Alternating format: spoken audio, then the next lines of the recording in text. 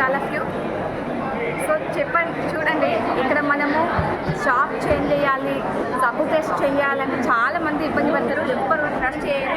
కానీ మేము just shop చేయడం ద్వారా, అంటే బయట తీసుకునే సరుకులేమో వెస్టేజ్లో తీసుకోవడం ద్వారా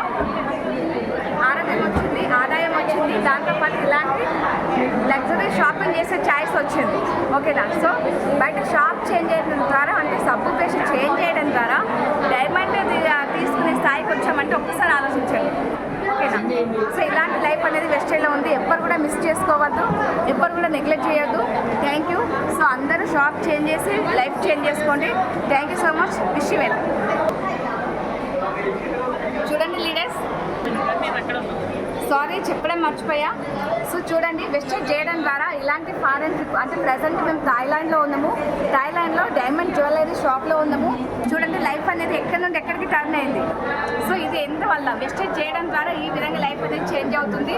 సో ప్రతి ఒక్కరు కూడా బిలీవ్ చేయండి, వెస్టేజ్లోకి రండి, లైఫ్ చేంజ్ చేసుకోండి.